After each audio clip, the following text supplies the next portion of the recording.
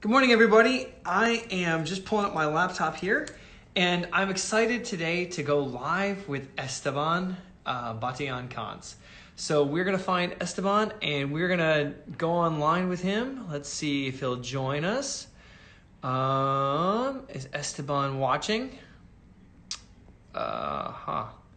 We're looking for him. Esteban. Looks like we got a lot of people in the audience. We've got Sarah Ferenc. We have David Griffin. Hey, Dave. Who else is watching? Chris Harmon. Good to see you. Man, I am not seeing Esteban here. Hold on one second. There he is. And we're going to go live with Esteban now. Okay.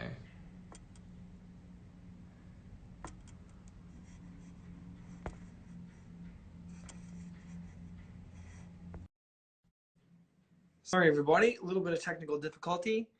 And let's welcome Esteban. Good morning. Hey, there he is. España. Nice. I wore this shirt for you, man. This Okay. is I think a World Cup shirt. Really appreciate it. So, and I even have the excited hair. It's back again, back by popular demand. Hey, so the first question I need to ask you is, how do I pronounce your name? Well, So I think a lot of Americans might say Esteban Batayan Cons. yeah, and you told me why, right? Because of my first E in my name. That's why everybody used to say Esteban, right? Yes, and we always put the emphasis on the first syllable. Right. So just imagine that the E is not there. Okay. So, and you Esteban. Esteban, Oh, hey, it's easy. Esteban. it's not a big deal. Okay, easy. Okay, so now for the record, we have it correct. So There's you people are actually, saying that they don't see me. oh, serious? Yeah, Bram just said that. Okay, now yes. Yeah, maybe because I couldn't find you on the chat for a while. Okay. Well, Yeah. I was seeing you, but I had some problem. I don't know. Well, there's so many people who are watching today that it was just hard to go through all the names. So, I mean, hi to all of our friends. I know Jay Friedman's watching. David Griffin's watching. Oh, Who else is watching? who said? Who's saying you said? Dave Griffin is watching. Hello, David. Ava Maria Barbado and our friend Ignacio, they're watching. Uh-huh. And let's see. Yeah, we have a lot of friends. Gabby Vargas is watching. Yeah, I think Michelle Wong from Hong Kong and from Argentina. I took my coffee and I forgot to put some sugar. Just give me Okay. 1 minute. So while we're waiting for Esteban to get his coffee and his sugar, I can tell you a little bit about what it's been like to get to know him. So Esteban has one of the biggest hearts of any people I know, and he's also one of the most soulful musicians. I mean, his playing just really touches my heart, and he's got. I was just talking about all the great things that you bring to the Chicago Symphony, but one of the things that really impresses me about your playing is just the fact that you're incredibly strong. I've never heard you get tired ever at like the end of Pines, and like how do you do it? How do you like? I mean, do you get? Is it more you're working here, or are you working down here? Well, I think it's a balance of everything. So if you get tired here, of course, I mean, if you stop your vibration, you need to have something to help you. I mean, I think it's a combination of things. I mean, everything working together to produce my sound. So Yes. it's everything about sound. Yes, sound first, right? So well, that's not true. I used to get tired sometimes. I've never seen you tired. Yeah, well, probably. Well, depends. But one thing that I used to feel is when I feel pressure, some kind of pressure, I get tired first. So Okay. earlier. So I try to balance myself to be calm, to be relaxed, and just play, enjoy, and well, to play in the Chicago Symphonies. it's not easy, but it's super fun, you know. I know. I mean, so what was your first time playing with the Chicago Symphony? let When? me let me explain. It's not easy because it is. I mean, it's easier than other places because everything's perfect. But it's not easy because it means you must be perfect all the time. So it's just that. It's not. I mean, it's really easy to play. It's kind of I remember the first time I first came was like, oh, okay. So I just need to play and just that's all. I mean, Well, I mean, Dale Clevenger always talks about the Chicago Symphony. Once he got to the Chicago Symphony, it was easier to play in than some of the other orchestras that he played with, because the fact that like he didn't have to guess where the intonation was, he didn't have to guess where the rhythm was. It was kind of already formed and it was already kind of together, and then he just kind of had to put his part in on top of that. Look, John Jazz says, super fun, right? Absolutely easy, but not easy. Exactly. Hey, John. Said that. He's great, John. Hey, I think I'm getting a little feedback from when I talk. Could you turn your volume down, because I can hear myself on the mic? Well, the phone volume. I think now it's going to be better, right? Okay, perfect. Yeah, I don't hear myself. Yeah, it's the microphone is down here, so it makes some kind of echo. So obviously, you look healthy. You're staying well during this Corona stay-in time. I'm sorry about that, but it's what can we do? We're not playing, and it's sad to not play with the orchestra. It's sad to not see you every day. Yeah, somebody's writing, and my internet now is. Can you see me? Absolutely, perfect. Okay, it's going some slow, I think. I just quit the Wi-Fi, so with my data, it's going better. Yeah. Yeah. Well, I mean, it's not easy to be home the whole day, not without do anything, because I'm still doing a lot of things, and you do the same. So, and everybody's doing a lot of things just to keep doing something for you. I mean, to keep you active. Mm-hmm. But this kind of, I mean, it was supposed for me to have a big fun all these weeks playing, and a lot of work, and a lot of things to do, and a lot of things to think about. And now I'm here home the whole day because, since March 12th, the orchestra stopped the activity. I have been home all the time. I just went a couple of times to the supermarket, and I used to order online every day.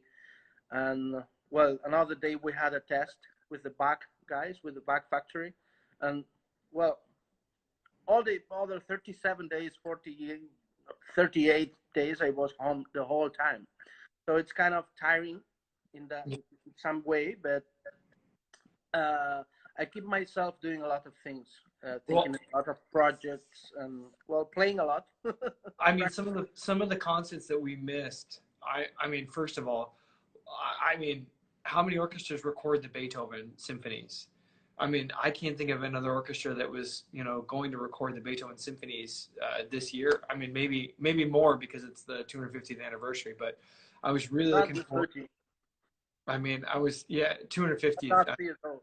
Yeah, it's really sad because I was looking to do that with Muti, and the way that he does the Beethovens are so special. Like he, so Muti's an operatic conductor.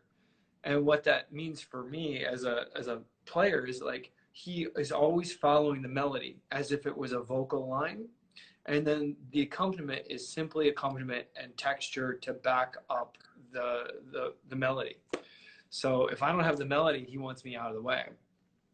Well, that's chamber music, so it's just to follow the lines of the music. Well, I mean, sometimes I'm used to like playing like Beethoven 5, like those melodies, but they're not really melodies, right? I always thought like, yeah, lots of horn, but he's always kind of like, shh, you're not. Well, I'm a big specialist in that things. Normally the trumpets, we are like timpanis because we play tonic fifth the whole time, and just that. I mean, so we used to be very big professionals in that field about, hey, stay down. just just make the harmony and don't bother too much. So just It's when it needs to be powerful, and just that. it's interesting. I'm talking with, the principal trumpeter of the Chicago Symphony, and Chicago Symphony Brass is supposed to be like the brass section, right? It's like, hey, we're the Chicago Symphony Brass, but we're talking about playing soft, and how important it is for us to play soft.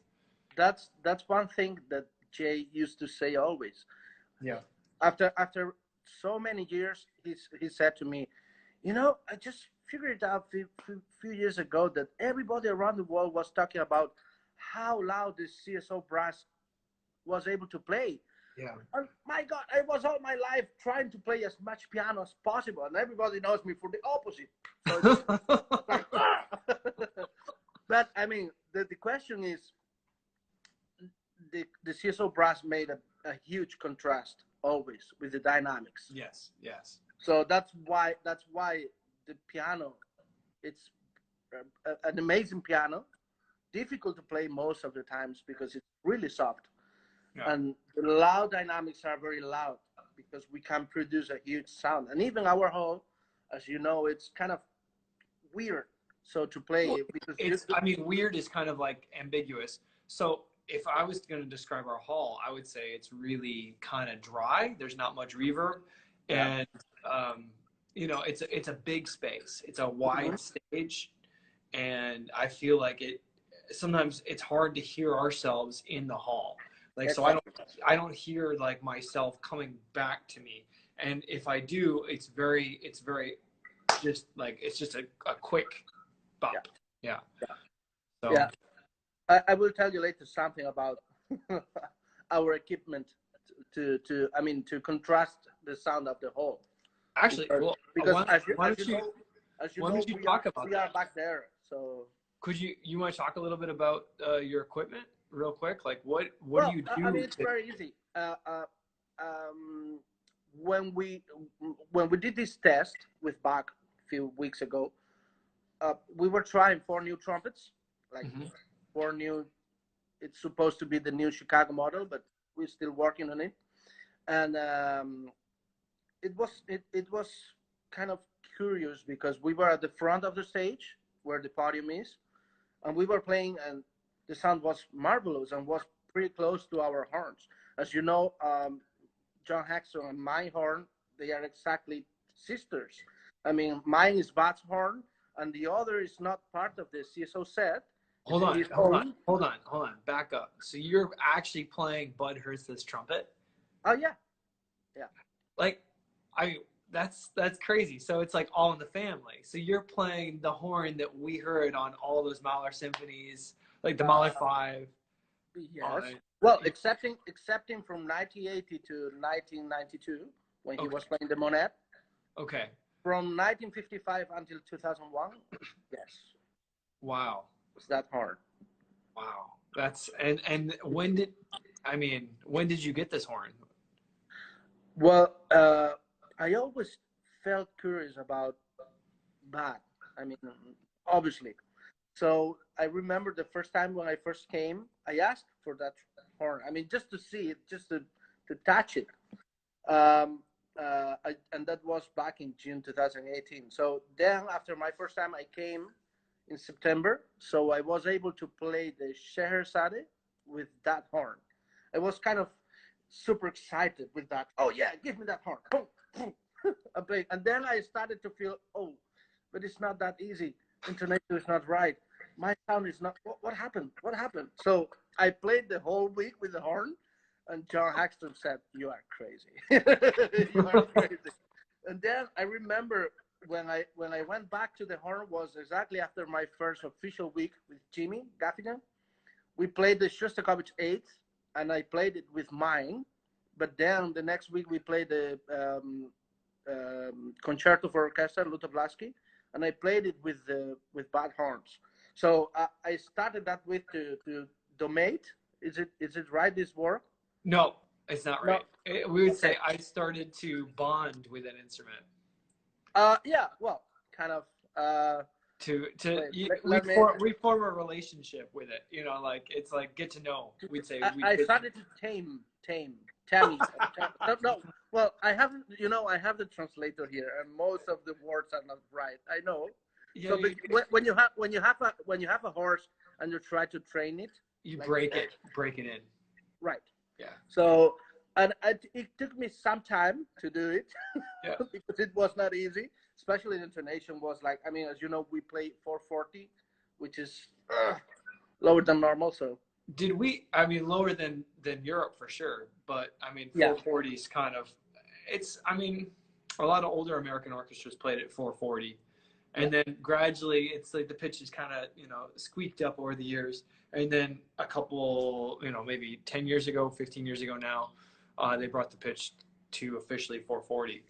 Yeah. Well, the CSO, talking about the pitch with the CSO, I heard that Isotov, the former principal Ovo, when he was here, he spoke with Muti about the pitch of the orchestra. So they decided to change from 442 to 440. During the summer, after the Ravinia season, or during the Ravinia season, they changed all the percussion instruments to 440. I mean, all the glockenspiels, bells, marimba, everything. We're stuck with it. Yeah. So, and honestly, I feel better with the 442. It's kind of more that extra brightness in the intonation helps a little bit the colors of the whole orchestra. Okay, so back up to Bud's horn. So like, what is it? And I actually, can I just say, I heard I think the first time you might have played it in the locker room. And I remember you're going back and forth between your horn from Hong Kong, which is a Bach. And then I also heard you. Almost a Bach. Yeah. It's not.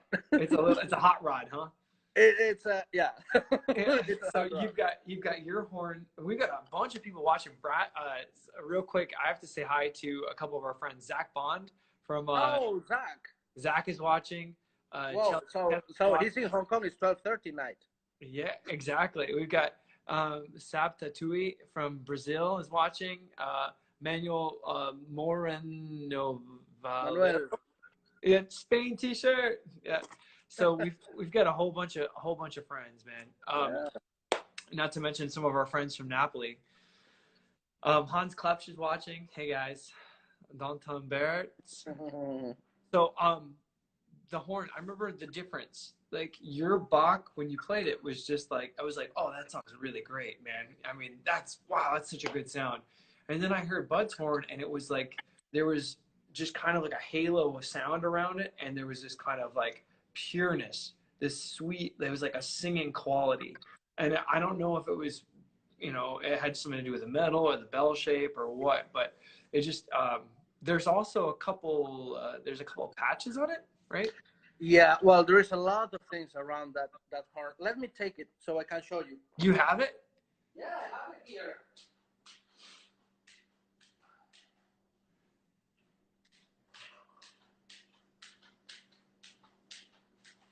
So I was playing before our chat a few notes. That's why I keep my mute here. Can you play without a mute in your apartment? Well,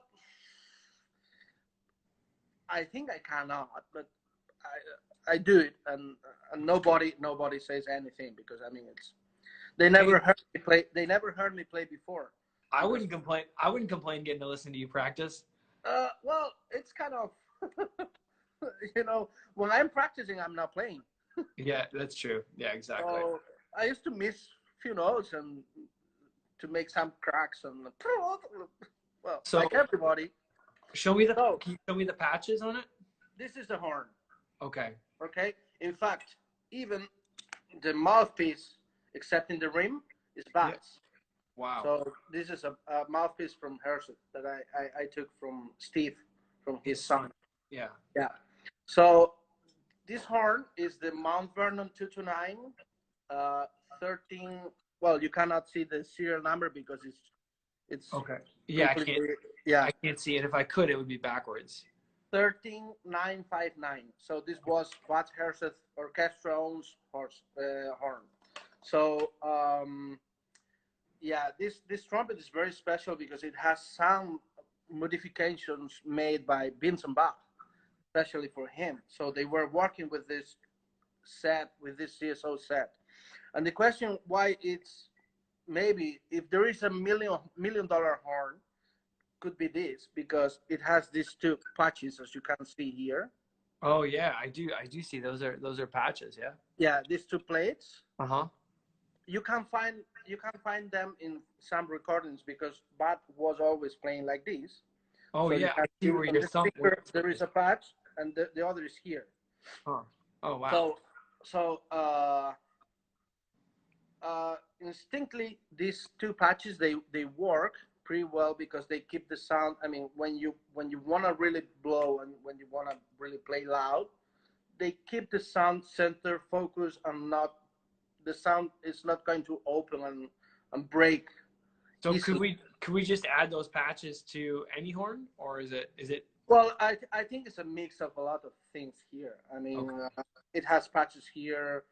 Then the plating, it's an old plating from the 60s, I think. So the construction of the horn, I think, well, could work with other horn, It but definitely helped to improve them, right? maybe not the same result. Okay. So Well, maybe the sound could be more dark, yeah. and this sound is very bright if you want, Yeah. but it can be very dark if you want to. So you So can manage. that brings me to the question. So with sound, are you constantly imagining the sound that you want, or is it the horn, or is it your imagination, your concept? What shapes the sound? What do you mean exactly? So like for me, when I want to create a sound for Mozart, I've got a sound in my ear for Mozart. And so it doesn't matter what the horn sounds like, but Right. That, well, everything is in your mind. yeah, I can pick up the You horn and create. imagine what Mozart's going to sound like, and I want a lighter, brighter quality. So I'm going to play my horn, which is the same horn, same mouthpiece. I'm just going to imagine it. And so the horn allows me to make that sound. And then if I want to play like, something like Brahms, I want a darker sound. And I can Mhm. really kind of imagine that sound. And if I have a really good horn, I can shape the sound with that horn. So it's not the horn per se that has that sound, but it's the fact that it allows me to do a lot of things. I can tell you something. I think we all create our spectrum in our brain about some sounding. So this horn, like many others, is a produce. So it's a product to imitate the human voice. So if you sing, the trumpet is going to help you with that because it's created for that. And Wow. especially this horn is kind of it has some special combinations with with the construction and all that stuff which make this horn even more special. Uh, the But I response mean, of the horn. let's back up though. So I mean, I don't necessarily think that the horn is particularly the thing that has to be that great. It has to be our concept, Well, of course. how we practice it with it. Because I feel like I could pick up, a student horn and play tonight with the Chicago Symphony. Well, because your sound is yours. You Yeah, create your own sound. I mean, it That's obviously be a what little I more. was trying to tell you. But I mean, just this amplifier Yeah, helps you a little bit more. yeah. In my case, this amplifier I think is better than my other. But Yeah, but I can play with both. yeah, exactly. And This that's is all. a great That's all. this is a great amplifier. So That's all I was trying just to say. going back to the plates of the horn, uh, that silver patches. Well, the real history is Bad Herseth had a crash with a car accident Oh, back in 1952 wow. around. So he got a problem with the car with accident, and so he had a problem on the jaw during a long time. So his younger brother, who was a dentist, made him a couple of pieces of silver to keep his teeth. Sorry, somebody was calling. To No, keep his teeth together with the jaw. Are you hearing me? Yeah. I'm waiting. So, What is this? yeah, yeah, yeah. Silver. So, if you just to mention it, the first CSO recording of pictures with Kubelik, he has no feelings on the bowser, so no feelings here. So he's just blowing, playing, and well, he was playing before that. He was playing with a New York 7 mouthpiece, and that's when the New York one, I mean the number 1B came to him. Hey, Muffy. So sorry, she has to say hi every video. Yeah, She's yeah, sorry. I know. So, so uh, after some time, when he recovered, he was kind of grateful to find his horn, and I mean that accident was he forgot about that. Mm-hmm. But one day, making some experiments with the horn, he decided to put these two patches here because they affected the sound and even to protect the horn. As I told you, he was always So holding the... those are the patches from his teeth from the car accident. Exactly. Exactly. What? And then the other thing that you said, I don't know. We had a question from Jacob Tolar, 3. He said, didn't his teeth grow through his lip, so he needed surgery? Then he changed to a bigger mouthpiece. Well, I really don't know that Okay. information. Okay. So we have a couple other people that we need to say hi to real quick. Matthias, ex trumpet. He says hi, Esteban. Greetings from Vienna. We've Oh got yeah, Matthias. Maria Yeah. Antoinetta Forenza is from Napoli, Oh, and let's see, greetings from Poland from Tomek Macias. Sick. I'm sorry, I messed that one up. And then AK1 underscore Ku asks, are you two guys both now full tenured members in the CSO? And the answer for me is we're the still same waiting. as yours. Yeah, exactly. We're still new in the orchestra, but we're doing everything in our power to give back, right? Obviously right now we can't play, and we love music, we love the Chicago Symphony, and we'd do anything to help them out. And honestly, like, I mean, you and I both grew up listening to the Chicago Symphony, and which is crazy because you're from the other side of the globe. And Yeah. how many Chicago Symphony recordings do you have, Esteban? Well, I have almost all the recordings. How many? I don't know, 350, 400. I don't know. The CSO has more probably, but I just was able to find that in the other side of the wall, as you said. So Okay, and it was not easy to find them. I absolutely Look. Jay is saying something. His lower teeth were pushed backward. yes. So that Jay Friedman said his lower teeth were pushed backwards, and I heard that there was maybe a little bit of scar tissue in his lip, and then you said his lips were numb. I didn't know anything about surgery, but Right. just in any event, he did recover and was able to play miraculously. So it doesn't. That's just another thing. Like I always get hung up sometimes. Like, man, it just doesn't feel right today. I feel puffy. I feel swollen. Oh, I don't. I can't really play that, that note or whatever. And it's like, no, Bud couldn't feel his lips, and he still recorded one of the best Heldenlebens I've ever heard. So it's like, it doesn't matter how it feels. It's like, just wake up, take a Just big blow breath. your horn and Yeah, make music. exactly. Yeah. So, and then Hans Klepsch asks, wait, those patches, the metal was the silver on his teeth? Yes, that was from his actual Exactly. teeth. That's why I told you, if there is a $1 million horn, just can't be this because Yeah. of the meaning of this instrument. Well, I mean, it is a Stradivarius, right? So it's just gonna. Yeah, it's a Mount Vernon Yeah. from 1955. Yeah. Goofy Driver says, "Cheers from your home state, David, Michigan." All right, Michigan. Yeah, So, and somebody says to you that you have the T-shirt is from the Euro Cup of Spain. Yeah. that's awesome. So let's back up. So you have 350 recordings of the Chicago Symphony. We both love the Chicago Symphony, and have dreamed of being in the Chicago Symphony from like the day we picked up our horns. How did you like first hear them? Like, what was like? I mean, you're from like tell first. What's your town like? Like, how big is your town? Well, my town is, I think, smaller than Lansing, much more. Then what? Then You're Lansing. Then Lansing. Lansing, yeah. So my town is about 3,500 people. 3,500. Yeah. Yeah, that's much smaller than Lansing. I told you. So every where are you from exactly? You're from Galicia. Well, I'm from the northwest of Spain, up to Portugal.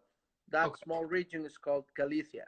Galicia. So yeah, so it's well known in the world for the seafood and for the pilgrimage to Santiago. What's the pilgrimage of Santiago? It's a the pilgrimage of Santiago is that walking that all the thousands of people around the world they do every year to the cathedral in Santiago, walking. They repeat the same path as Santiago. Oh, so did you grow up seeing a lot of like foreigners because there were like all the pilgrimage, people in your town? Not exactly. No, but I mean there is a lot of tourists, and in the last few years even more because it became more famous around the world with all the technology. But before, few years ago, it was it's not that famous. It was not that famous. So you were able to see people walking on the road, going the direction of north or south, or I mean, where the cathedral were in Santiago, but they were just walking for the I mean, how is it called, for the experience? No. So John Ye, our associate principal clarinet player in the Chicago Symphony, says we played there in 1993, a special pilgrimage year to Santiago. Exactly. Were you in Santiago when the Chicago Symphony came in 1993? Probably. I was born, but maybe I was not there with 10 years. So I was 10 years old. But the last time when they were there was 1997. Wow. And John Ye says Barenboim took us there. And I guess the question that for me is like, how did you first hear the Chicago Symphony? Well, easy. I was 15, almost 16, when I won a position on the Youth Orchestra of Spain. That was one of my very first symphonic experiences with 15, 16. So I remember my first program was Mahler First. Mm. So I went to the shop to find a recording, and they just had a red CD from EMI Classics, Chicago Symphony 10th live recording. They didn't have more, so I wanted to buy a couple of them just to hear them, and they said, no, we just have this. I said, okay, good, why not? So I remember to go back home with the score to keep going the whole symphony, and I was like, oh, what is this? I mean, that huge sound, that vitality on the sound, that color, that tone, that musicality. I mean, everything. It was like with 16 years old, and for me, it was very normal to hear bandas and all that stuff because that's where I'm coming from. But not symphonic music. And can't you imagine how lucky I was to find my first recording as that? Well, yeah, John Jay is on that recording. I remember. Yeah. John Ye says that 10-step Mahler one is on the video too. I know. I have the DVD too. Yeah, I found the DVD a few years later after the recording, when I was officially a big fan of the CSO. But but that was my first recording, and I was sharing some opinions with some colleagues about, hey, I just heard this orchestra. Incredible. And they said, yeah, they have more recordings. Take a look at this. So we started to share recordings like video games, but no video games, recordings of CSO. Shostakovich 7th with Bernstein. All my favorites. I mean, all my favorites. So, and I was what are your 5 favorite Chicago Symphony recordings right now? What are your 5 favorite? Well, obviously, I'm going to say always this as first, the Mahler first, because Yep. that was my first. Uh, with the one I felt engaged to that kind of sound, and just quick thing, and you can imagine how that recording affected me because uh, I wanted to play like like that trumpet player who was Bad Yep. Herseth. I wanted to play like him, even if everybody around me was doing different. Wow. So I just was focused with that kind of sound and style. What about it captivated you? What about it just like made you want to dedicate your life to it? Yeah, well, I think that was the beginning of that when I said, "Oh, I really want to do this." Yeah. Yeah. I think it was because of that, Wow. and that's why I think this is my always will be my first and favorite recording just because of that, what it means for me. Wow. So the Mahler first with Samsted is one of them. Then Shostakovich seventh with Bernstein, Yeah, absolutely. another famous.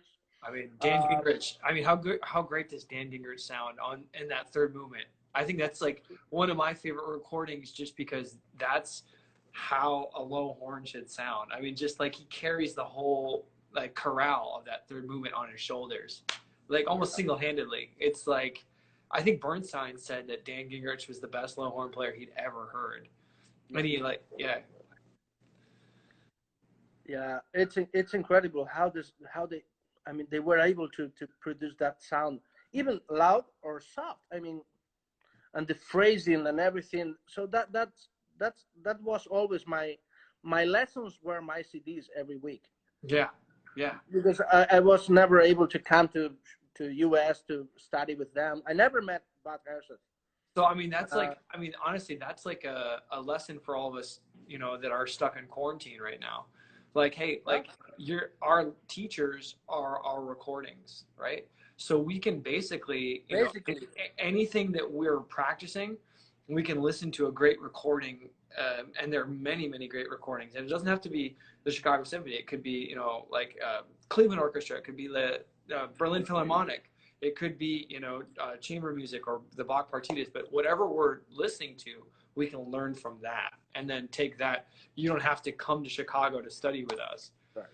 You know? Well, and the thing of this is, um, as a kid, I was always going to the louder parts Yeah, because of course. that made me feel excited. Like, oh, Yeah. My, yes! yeah, But then I understood. Oh, no. There is other things. yeah, So for me, it was normal during years and years when I discovered Spotify, yeah, like yeah, 10 years ago when it appears. I was just going back home after work, and I mean, running through my folder with the CSO recordings. I mean, the whole afternoon, yep. hours and hours, Wow. and I was hearing everything. And I think it's very important as an advice for everybody to hear vocal music, singers, string music. I mean, quartets, solos, string players, not just brass. Yes. So to hear, Yep. and even not just classic. Yeah. I mean, to hear everything, jazz. You know which was the biggest inspiration of Herseth? Who? Harry James. Really? One of them was Harry James, Okay. And Harry James was a trumpet player from the big band trumpet era? player from the 30s. Yeah, From the big band era. Yeah. exactly. Yeah. Wow. So Fantastic. yeah. He Fantastic. was he was the reference for Herseth. Then Herseth became the reference for many others too. So Wow. So, yeah. um, what was it like to leave Spain? I mean, because obviously, like, I think you're probably really comfortable with your culture, just like I love Michigan. Like, Michigan's my home, man. Like, I feel like so comfortable with the people there and the scenery and, you know, the food, the activities, nature. I'm sure it's probably everything's familiar, right? And that's the thing probably like about Spain. But at a certain point, you said, "Hey, I'm going to try to make it for the Chicago Symphony." And I mean, you went to Hong Kong first. Well, you won principal in Chicago, and then you went to Hong Kong, and then you came back to Chicago. So, Well, first of all, like, let's talk about those auditions, and then I want to talk about what it was like to leave Spain. Okay. Well, my first audition for the CSO was in 2017. So, well, my first audition for the CSO was in 2003. when Really? I was when I was 19, when Bud retired. Yeah, that was my first audition for the CSO. I Okay. was 19. I was underage in the United States, and I was not able to play billiard. I mean, snooker. Yeah, I remember that. Pretty good. Yeah, that was my first time in the U.S. And I remember to see Bat in the corridor. You know, where the wall where are all our pictures in the orchestra hall. Yes. That corridor, I remember to cross with him, and I was like, Yes. I remember that feeling myself. The first time I saw all the musicians on the wall going down that. So you, in the Chicago Symphony Center, there's like, you know, Michigan Avenue, right, which is yeah, the main with entrance, Adam. and then you can go in down this hallway that'll lead you to the atrium, like kind of it's called the rotunda because there's like a round circular spiral stair. Round yeah. In that hallway, on both sides, there's like all the musicians of the Chicago Symphony, not just the principals. And I think that's one of the great things about the Chicago Symphony is that like they're like, hey, these are our, you know, these are our musicians. Like, let's get to know them. They're on the wall, so like people can just stop and they can say, oh, hey, there's, you know, my favorite violin player, or there's my favorite, you know, percussionist, or, you know, in your case, you're like, holy smokes, there's Bud Herseth on the wall. Like it was like, you know, he's No, no, part of no, the no, no. building. No, no, no, no, no, no, no. I crossed with him. He No, was coming walking. you actually crossed paths with him. Yeah, yeah, yeah. I crossed Holy myself smokes. with him, and he was coming with a trumpet case like this, like Yeah, walking. yeah. And I was like, oh, "Look, Herson." I remember he just smiled to me, and just that. That was the only time you met him? Um. That was the only time you met him in person? Well, I never met him. I Wow. just saw him. Oh, wow. Yeah. I Yeah. even didn't say hello, Mr. Herschel, or something, because even today, if my English is not so fluent, you can imagine in 2003. So. Bueno, buenas tardes. Buenas Señor tardes, Herdes. Mr. Herschel. So, So officially man. that was my first audition, but was not. I mean, my real first audition was 2017, when I think I was mature enough Yeah. to approach that audition, and it went fine, I think. I Yeah. remember to play the first round. That was June 15, 2017, Wow. and I had a lesson because of Ignacio, you know, and Fede, Yeah. both are my friends from Spain. Uh, they were Jay students, Wow. so I wanted to play for Jay because the last time when I saw Jay Friedman was in Spain in 2004, I think, and I wanted to play for him. So, but I did it the day after the first round. Wow. So I remember he was super kind with me. I went to his house, and I was uh, playing for him like 1 hour and a half. And well, he spoke with me about the lines, about the music. We were talking a lot about Bad, which was like for him was like, oh, you know some things about Bad, and Yeah. he was like, oh, how a kid from Spain can can talk about Bad with, I mean, he knows something about him. So we were talking, and one important thing he said to me was the vibrato. So I was not a big fan of the vibrato, never. Mhm. So since he said that to me, I started to play with not more vibrato in general, but to know when to use the vibrato and even to cross the line of the vibrato. Mm. So if you really want to play with vibrato, you need to cross the line. Yeah. But you need to be able to go back if it's not necessarily if you don't like it. But you need to be able to cross the line of the vibrato. I mean to really play with vibrato. So you can go da da da da dee, da. Not exactly, but I mean with control. Okay. So I thought you guys since in Spain they go da da da da da da da da da. The bullfight. exactly. No, but I mean, just to sing him more when Yeah. it's necessarily. So Yeah. that was a great advice among others. Yeah. So after 1 hour and a half playing for him and talking with him, he said, so you did the audition yesterday, so how it was? I said, well, I think it was good. I need to play the next round, the finals.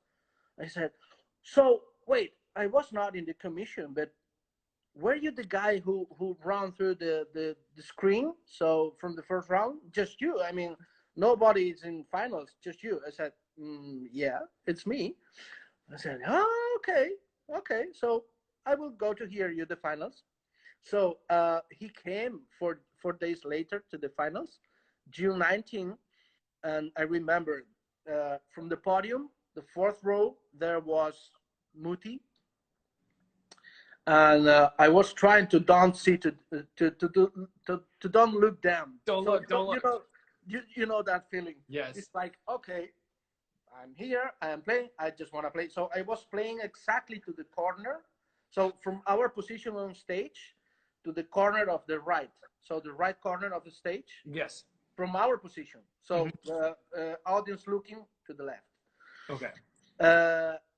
And I was just focused with the parts. So there was Mark Kramer, the librarian. Yep. So he was a proctor with all the parts. So and I remember it was like half an hour playing audition. They didn't ask too much to repeat, just the no, the Pines of Rome, the first part of the first movement, just that. And well, I was really nervous, but I think I was um, really excited with, I mean, with that moment to be there playing for my heroes, for all of them. Yeah. So was kind of wow. I just want to enjoy this moment. Yes. That's what I was. And then I can tell you, when they asked to play the Model 5, I just took a look around the hall, and I in that moment I imagined that, like, okay, so now I'm here on his house and I need to play Model 5. It's probably one of the most played pieces of the CSO around the world. Everybody was, so they were everywhere playing the Model 5 during years and years with Salty. It was like, okay, we are touring Model 5. Boom. So for me, it was kind of a special moment. Okay, I need to play this solo. So I did it with all my intentions to be the most similar to that kind of power and color. And so after the audition, it went quite good. The results were like I won the audition, but it was not really uh, like the position was not mine, because as you know we need to have a trial, and then one of the guests to the finals was not there, so he was coming the next week. So the results were of course private, and well, but the people was kind of excited. So I remember to be down there close to the library with John Deverman, the personal manager, and he said, well, so the jury decided that you won the audition. So, and I was just there waiting because some people wanted to talk to me. And I remember the first one, you know who was? Who? Dan Greenridge. Oh man. Oh wow. He was the first coming, and he was like, uh-huh, uh-huh. So I was like, and everybody was coming. Taga, John Hackstrom, Ridenour, Mulcahy, Cynthia, yeah. Everybody, Robert Chang, and I was like, holy shit. Everybody around me. And they were very excited, everybody too. And I said, sorry, but I used to see everybody on TV. So for me, it's kind of weird. It's kind of, I feel shy right now. So flash forward, that was the second time you took the audition, and then there was another time after that. No, that was the first one. That was the well, you did the audition in 2003, correct? Well, yeah. So this is so I guess we have a ton of questions, and we have more. I feel like we have more to go, but I mean, let's get to the heart of the matter. What was it like for you to win the second audition? Because I was in the audience for that. I remember you were there. You were already principal horn. So, well, for me, it was a long process because since the first time when you appear in the world, oh, who is that? Until, okay, it's yours. It's a 2 years process. Yes. So exactly 2 years. So it was from June 17 to June 19. And a lot of things between happened. And one of the good things was that I was principal trumpet of the Hong Kong Philharmonic with Chad. Yeah. We've got both of with us had the same former music director, you in Hong Kong. And that was a very excited season, amazing season with I have a lot of friends in Hong Kong. Yeah, I do too. It's a great city. I mean, amazing it's a people, great city, amazing orchestra. great orchestra. Yeah.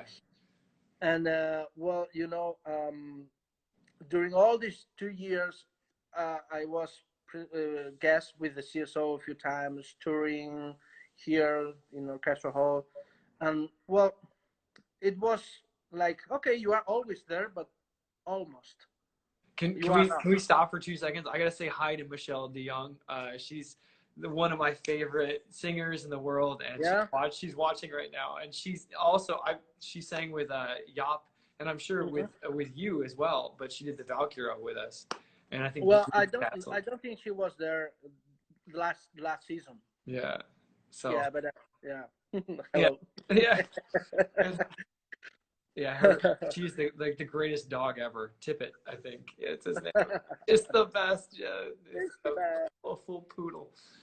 So so after Hong Kong, you had a lot of exciting moments going back and forth. You probably made platinum status twice over with airline upgrades. I became silver member with United just in four flights. It was it was exciting, and I got this is curious. Right after winning the audition last June, when I was going back to Hong Kong, they gave me a free upgrade to business. So I made 16 hours flight in business. It was my first experience. I was like, wow, this is great. It's like, welcome. Well, when you're my size, it's economy class feels like business. It's really well. That's the nice thing about being fun size, as they say. I have a big heart. I have to say, you're one of the reasons that I'm here in the Chicago Symphony today. Honestly, if it hadn't been for you, and it hadn't been for you encouraging me to audition for the Chicago Symphony, we met in 2018, and I was coming back to the States after Berlin. And you said, hey, there's going to be an opening for principal horn. And I was like, they didn't fill it. And because I'd been in Berlin for, the last audition I took with Chicago was in 16. And I think I thought there would probably be one before that, but there was an audition in 19 after that. And I remember you said, hey, why don't you make an audition? And I said, I auditioned there 3 times. I think I'm going to give up. It's not for me. And I remember you saying, like, hey, listen, like, I don't think you should quit. I think you should keep trying. I really think that, I've played with them a few times, and I really think, like, what you have would really fit in well there. Of course, I grew up listening to Chicago Symphony, but I just I was at this point where I didn't know if it would be possible. And I remember you encouraged me, and you were, like, probably one of the reasons I took that audition. So I got to say, I'm really grateful for your encouragement. And every day I get to see you on stage. It's just like, I feel that gratitude of being there and also being there with you. It's like, I can't express that any other way. It's just, and then making music together. I don't feel like we have to talk. We're just on the same page, Yeah, we understand each other pretty well. And the good, I think one of the good things we have is we can talk to each other very honest, and we can work together as a team pretty easy. We don't need to use other personality which is not our personality. We are very honest one with the other. And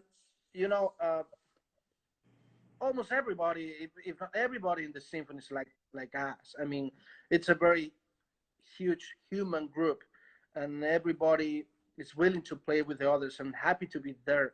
I mean, uh, just listen Dan Gingrich or John Ye or everybody who is 20, 30, 40, 50 years in the orchestra, and they are every day they are super excited. Yeah. I remember yesterday when we talked, you told me why the CSO is so special. It's because of that. There is people who is 1 month working in the orchestra or 57 years as Jay, and they have the same excitement every day. I know that's the thing that always like impresses me about Jay. It's like, you know, I would think like, man, when I'm like 80, I'm gonna be like, oh, I've played Beethoven 5, how many times? But every time Jay gets to play Beethoven 5, he's so excited to play, and he just loves it. And it's that passion, that curiosity, and that always wanting to be better and learning and improving. That like it's just inspirational. I mean, I think that, and you know, it goes for all of our colleagues. They really love learning, they love playing, they love music, and I think that's kind of what helps, you know, fuel them for those long careers. I know John Ye definitely loves playing, you know, and John Oh yeah, that's to that. Like if you watch John's interview, it's like everything about it. It's just he loves playing. yeah, yeah. So all right, real quick, what do you think about Chicago as a city? Like how like it must be so weird coming from a small town of 3,500 people and moving to like, you know, this big city, like one of the biggest cities in America. Well, just remember that I moved out of my town when I was 18, when I won my first job. Yeah. 18, I went to the south of Spain, Granada, and I spent there 17 years completely, but between I was moving. So I was living in Italy, Milan, Yeah, but I mean, like and then I was living the in Hong streets are Kong. huge. The Hong streets. Kong, Hong Yeah, Kong is bigger than Chicago. It's yeah, 9 million, almost 9 million people. yeah. Oh, So okay. yeah, it's kind of similar to New York. Well, the question is, Chicago. My first trip to US when the first audition, not my first, the second one, with my wife. We just got married with Marina few days before the audition, just to Oh, do the audition. hey, That's another Marina, part she's of the watching. history. Yeah, Marina's she's in watching. Spain right now, and you guys are Yeah, separated with a quarantine. Just yeah. a quick hi to So Marina. so so uh, when we came that time, 2017, um, I remember we came to Chicago and then to New York. So I felt New York like a huge city, amazing, and all that things. But I felt Chicago like really, really American city. Yes. Ah, huge but organized, and it's beautiful. I mean, I love this city. I don't know if it's because of it's part of my dreams or what it means for me because the Chicago Symphony is in Chicago. It's not in Chattanooga because it's Dale City. It's in Chicago, so that's maybe it makes sense that for me that I really love that name, that the city or the culture of this city or this country because of that, just because of that. And after living in a lot of places around the world, I can fit myself pretty well here. I think so. I don't exactly miss anything from Spain. I mean, yeah, I miss my family, or maybe I would love to see them oftenly, but that's life, and this is my career, and I So, love this. what Is what what food do you miss the most in Spain? mm, difficult Pulpa, question, pulpa, huh? pulpa.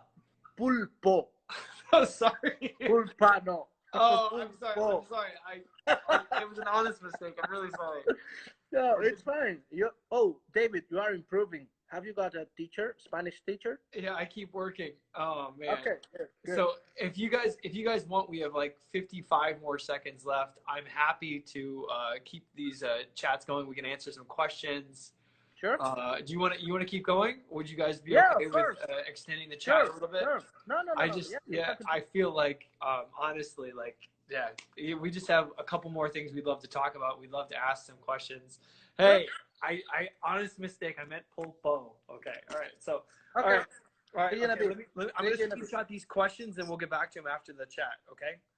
So one Good. second, I'm gonna screenshot. Okay, cool. All right, I'll see you guys again. I'll restart. All right, see y'all. See ya.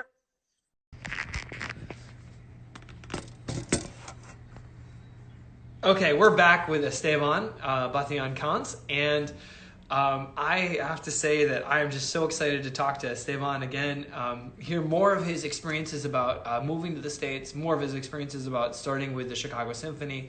We just ran out of time. I mean, there's too many things to talk about with Esteban. So I am going to go live and we can talk about some of the things he misses about Spain. And so, okay, tell me about your favorite food in Spain. We've got a couple octopuses like popping up in the chat. Well, you know, one of my favorite foods in Spain is the Spanish omelet, which is potato and eggs and a little bit of onion, and just that. So I can't do it here. So I don't really miss that, but I miss a little bit the jamon. Oh man, that jamon is just like it melts in your mouth, isn't it? It's so good. So we have a question. And I'm really lucky because one of my good friends is the owner of the best ham in the world. Serious? Joselito, yeah. Joselito, wow. Joselito. Oh man. So I cannot find it here. So it's something that I really miss. So when even my region is very well known about because of the fish. So and all kind of fish and seafood. So I miss a little bit the fish. Well, you know, we've got a big lake out here with a lot of fish in it. Yeah, we can go fishing someday. Exactly. Yeah, we'll sit on the water. We'll be like the two guys. You know, that's what you wonder what we're doing during quarantine. Esteban and I are out fishing on the lake. Well, look, I mean, I can't see your house from mine. So yeah, that's my house. Yeah, the white one, the tower. Exactly. That's it. That one is yours. Yeah, so we can go here and fishing. I've seen people catch like salmon out there, believe it or not. I'll show you guys my view, and I cannot see Esteban's house, but no, because your view goes goes exactly to the lake. Yeah. So that's my view, and yeah, it's just you know, it might not be the ocean, but it's close to it. It's nice to see a body of water every day. Well, it's not the ocean, but the Lake Michigan is pretty huge. It is huge. I mean, it's absolutely. So let's back up. So you obviously have found Chicago to be home, and have you noticed any like cultural differences with Americans from Spanish people? Well, obviously we have differences, but I mean, but the question, for example, one of the biggest difference for me is the hours when you have your lunch or your dinner. Yes, it's like 2 hours earlier than my regular. So, I remember, you know, when we do the break 12:30, the lunch break. Yeah, I cannot lunch 12:30. It's too early for me. So most of the times I always do that afterwards. So 3:30 is my lunch, which is like 1 hour later than my regular, but I prefer that and not before. I remember on tour, it was just like, it was so fun to go out with you, but after concerts, you were like, all right, let's eat dinner. And I was just like, I'm ready for bed. So, have you tried the Chicago deep dish pizza? No, you know, I'm not a big fan of the cheese. I don't like cheese. Oh, is that so that's why they kicked you out of Spain, huh? Pasta. Get out of here. That's great. So, okay, tell me about your second audition with the Chicago Symphony and back up to what happened in between your first and your second audition. Because I think a lot of people might be curious, why did you have to audition 2 times and when did Hong Kong come into play? Well, after the first audition in 2017, it was supposed for me to come and play that fall with the CSO. The question was, the orchestra applied for my visa. I applied for my visa with all documents I had, and they were asking for the O1. The O1 is the visa that I don't know that. It's the performer's visa. The performers. Yeah, Yeah, special exactly, artist. exactly. Special artist. So Muti has that visa, I think. But I'm if you sure. ask for a visa, yeah. So and that visa was denied. So the UCs they said that it was because of my documents were not completely right. They were not thinking that I was uh, um, special enough to have that visa. So that was kind of heartbreaking because I was coming for a couple of weeks. Then between was the other candidate to Yeah. play 1 week for trial, and then I was doing the West Coast tour with them, which was Bruckner fourth and Brahms two, and well, was a nice tour, of course. So I lost that train, and then well, a lot of things happened between. I went to the Scala again for a few months because one of the colleagues there was sick with leukemia. Oh Now wow. he's recovered Oh, and good, good, good. he's perfectly. So um, and then Job invited me to Hong Kong because of the Chicago audition. So there was a Spanish horn player who you know, Jorge, Yeah. and he's from Granada, where I was many years working. So so they asked him, "Oh, who is this Spanish trumpet player who won the Chicago Symphony audition?" I said, "Oh yeah, I know who is he. He's the principal trumpet in my town orchestra." Mm. Oh, we would like to have him to invite him for a couple of weeks, and we have an open position if he wants. And well, I remember I received an email from Erica. You remember Yes. Erica Oh Light? man, she's like one of the best personnel managers I've ever worked with. I mean, Exactly, she's so exactly, hardworking. Wow. exactly. Yeah. No words about her. It's just perfect. Yeah. So we were in touch for a few weeks, and finally I was able to go to Hong Kong 2 weeks before my first week with the CSO. Mm-hmm. So I remember in 1 month I did around the globe. So I went from Milan to Spain, Spain to Hong Kong, Hong Kong to US, US to Granada again.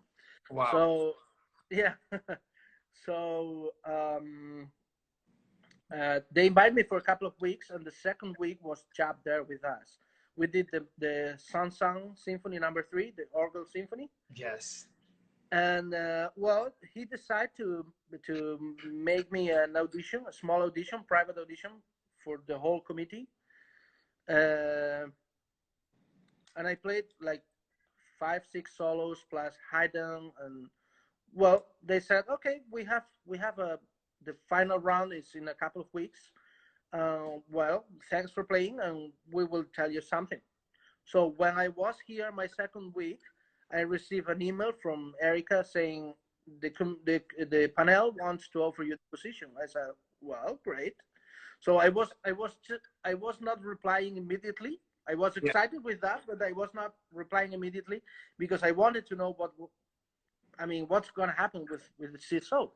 So after that, a few days later, 3 4 days later, the CSO gave me like few weeks the tour. So for the next season, so I went back to Erica. I said, okay, I can accept your offer.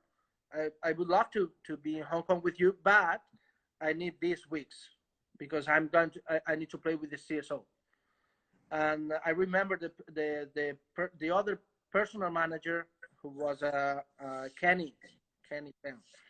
He said, "Okay, we can give you that weeks if that weeks are not Maestro job weeks." So Mm. I was checking the season, and they were not. But I No. just replied, "Yeah, yeah, they were not." I mean, it was You perfect. know how rare that is that like two symphony orchestra weeks are like what's weird is all right, you had all these weeks from Chicago, but then they fit absolutely in between when Yop was going to be in Hong Kong, and that like never happens. Like that's like it was like it's kind of like meant to be. It's like manifest destiny. exactly. So the question was, I was kind of rude with Kenny that in that email because he said, well, if some of these weeks is Maestro Job's week, we cannot give you that week. And I said, okay, in that case, I will not go to Hong Kong because obviously my goal is my goal. Yeah. So he said, well, that's, yeah, I understand that, but don't worry. I was just looking the season and they are perfect. I said, okay, so I will go to Hong Kong. So I went to Hong Kong and that was a great experience with Job, with everybody around there. I mean, the nicest people in the world. So I've played, Really? I think 3 times with the Hong Kong Philharmonic. I did a tour with them in 2017, and then I played with them twice in 2012. And they're some of the nicest people I've ever met. And they, after every concert, they're hanging out together. It's like this camaraderie, you know. And they know all the best restaurants in Hong Kong, which is like, I mean, there's so many. It's still like some of the best food Oh yeah. I've ever eaten. And then to top it off, like they're great musicians. Like they're really, I mean, it's really a fine orchestra. Yeah. What was it like to work with Yop? I mean, because Well, Yop has a reputation of being tough. You know, I know that's it, true. you know it, and you know. So what is that like for you? Well, what you're saying is true. I mean, he's pretty tough because he's very demanding. So you know it perfectly because he was your music director in Dallas too. So I do. he's But very whenever Yop is demanding with me, I always take it as like, hey, he thinks I can be better. sure, Like I'm of here at course. this level, and Yop has this vision, and he knows that I can get there. So he's asking me to do that because he believes in me that I can do it. And I just like, I love that challenge because I just want to be the best, you know, and I want someone to want me to be the best and help me to be the best, you know. So Well, and just remember that he's pretty tough with himself too. yeah, exactly. I mean, he wants to do everything perfect or the best he can do. So it's normal that he's going to ask the others to do the same. Yeah, but I mean, the concerts are really exciting, right? Yeah. Well, you know, I have some recordings of the last year. Mahler 7, Mahler Bruckner 7, Wow. Corigliano first. I mean, great recordings from the Hong Kong Philharmonic. Wow. Yeah. Yeah. And the orchestra sounds great. I mean, Yeah, it sounds like you're doing a lot of big rep. I would love to see. I would love to see me now playing in that orchestra with this horn. Wow. Because will be different, of course. Absolutely. I So mean, just for that recording. after you played in Hong Kong for 9 months, would you say, or a year? 10 months, totally. 10 months. And then when did you decide you wanted to come back and audition for Chicago again? Was that always in your mind? Oh, yeah, sure. Mm-hmm. Yeah. You're like, you're just sitting there doing push-ups. Like, I'm waiting for that next audition, baby. Oh, yeah. Well, they knew that. They gave me the tenor in 4 months, for example. For Hong Kong. Hong Kong. Yeah. But I mean, it was kind of supposed that I was waiting for the next audition. So yeah, that they opened the position first for June 10, the last year, and then it was June 24th. Okay. So as you know, the orchestra was on strike and all that things. Yeah. And yeah. Well, really. Yeah, a lot of things were happening. So yeah, I remember I did a lot of travels from Hong Kong to Chicago, which is a pretty rough flight because it is. 15, almost 16 hours.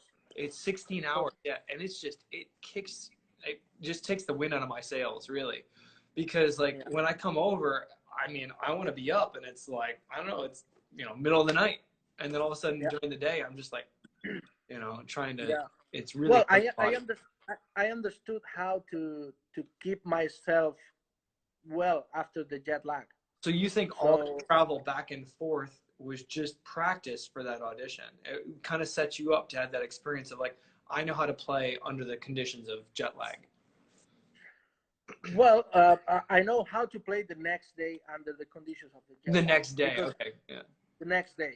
Yeah. So if you arrive to a place after a long flight, 16 hours, maybe you can play, but it's like when you have a when you drink a glass of wine, after that you are not 100% in your conditions to play. Hmm. It's kind of the same feeling. After a long flight, you are not 100% if you're in your conditions to play So, immediately. so you You need to practice have by some drinking rest. a lot of wine, right? No. No, yeah, I'm kidding. Sorry. No. Wrong. No. Yeah. That's for my private time. Yeah, When exactly. when Never. when Yeah, it's competition like is always happens. over, yeah, yeah, I, yeah, yeah. it's just, So but no, yes, but I understood how to manage my hours on the plane. So doing something, and even taking some rest to be well at my arrival.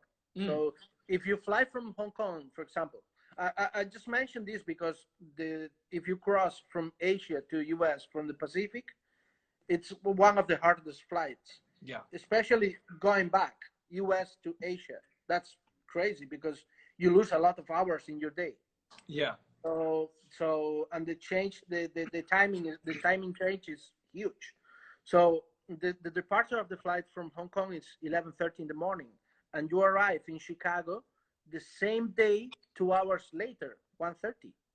So what? But you have 15 hours between. So what you do?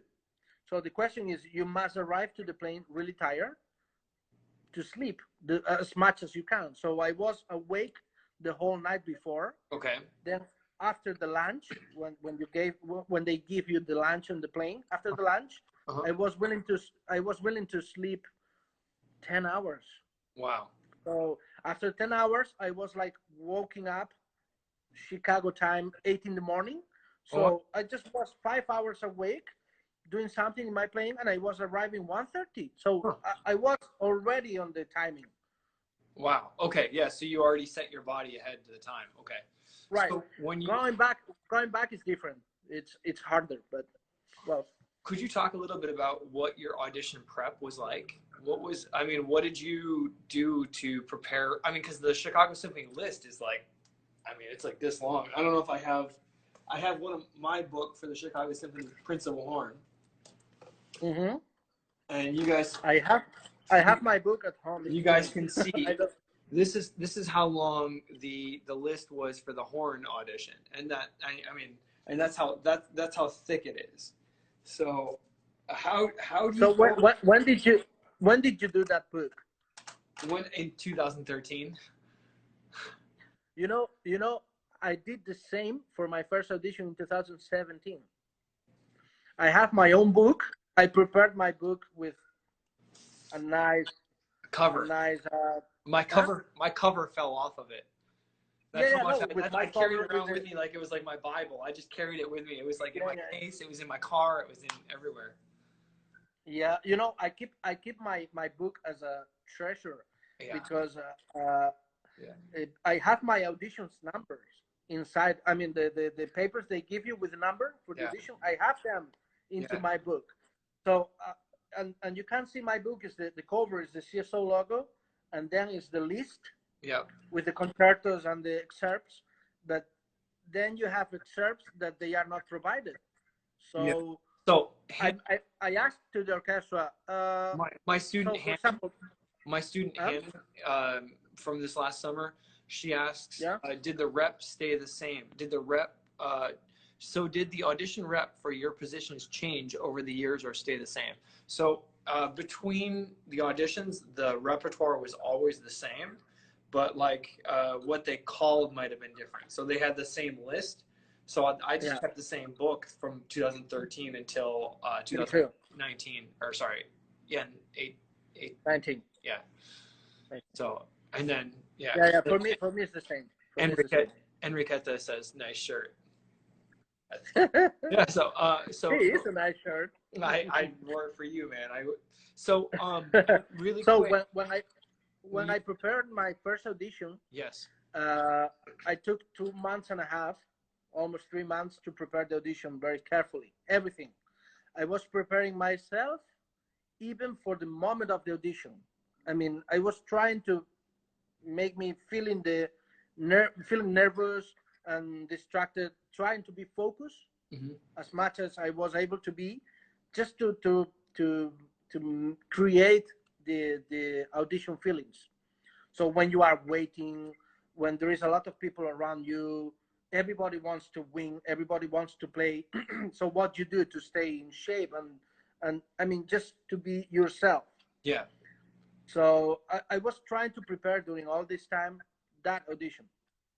So and even when you go on stage to play for all these great musicians, you feel nervous because uh, you don't want to miss a note, you don't want to make something wrong. So it's kind of, I just want to play well. Yeah. So my first audition, I think I did it pretty good, good enough. And even, I mean, I'm that kind of uh, person that if I'm in a jury, I know that the people is nervous and they they don't used to play 100%, never. Let me ask you a question. Because How long did you practice before the audition? Like, how many months did you practice before the audition? the first time, almost 6 7 hours a day during 2.5 months. Okay, and then the second audition? The second audition, I was in Hong Kong, and I had a pretty hard season. Yeah. So the last month before the audition was Mahler 9, Bruckner 7th, Mahler 2, Corigliano 1st, all with Jap, Yeah. Ronser Cavalier, Chaik 5. So I was in shape every week. Okay. So still doing my basics and my practicing my excerpts to be ready, but I was in a pretty good shape. So Okay. So you didn't necessarily say, all right, around these rehearsals, I'm going to practice after concerts. When did you find time and lip to practice? Because I mean, I feel like for me, my job has to be the first priority. Like I have to of make course, sure that I'm having like a really good performance, especially with Yap, who demands like that kind of excellence. So I can't be like practicing all day and then go in and be like, well, I'm sorry, I'm shot. You know, like I have to save some lip for the concert. How did you yeah. manage Well, that workload and the? I was trying to balance myself between practice time and my job, Yeah, because of course my job is my main thing. yeah. So um, never after concert, never after concert. Before the concert, just after the rehearsal in the morning, if that night was not a concert. Okay. So I was trying to keep myself, as Bat used to say, when you have a pretty hard week, you don't need to get tired practicing more. So Mm. just do your job, and then when you have a relaxed week, practice hard. I mean, just to Yeah, but keep you didn't yourself. have any.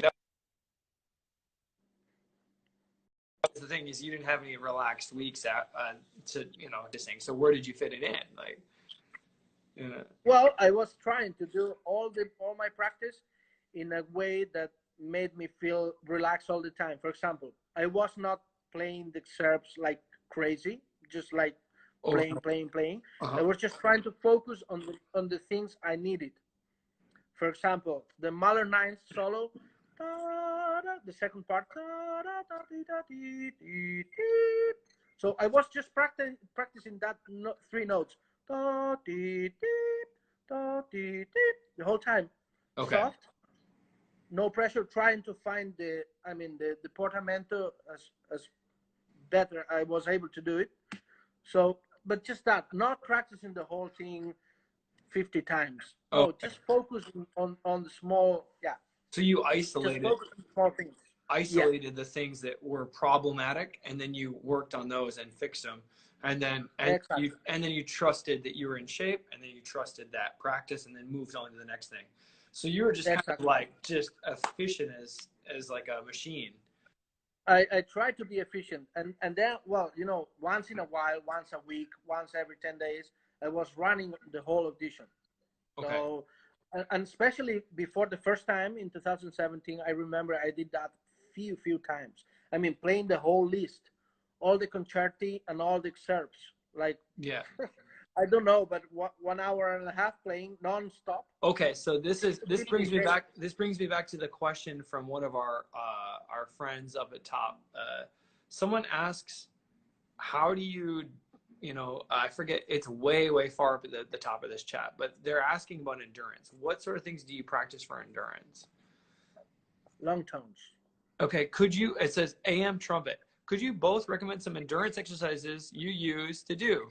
Thank you, AM trumpet. Long tones and mouthpiece.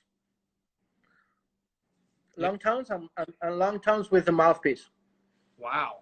Like, do you do crescendos on the long tones, or? Yeah, you can do. I mean, you can do everything. You can do crescendos. You can keep soft. I think it's very important to practice super soft. On the mouthpiece? Because on the mouthpiece, super. That was Dale Clevenger advice for me a couple of years ago. Oh yeah. He said, when I retired, I started to think about what I do with my mouthpiece and how I do my work. So I want to be the most efficient possible. So you need to do very, very soft vibrations in the mouthpiece, small glissandi, like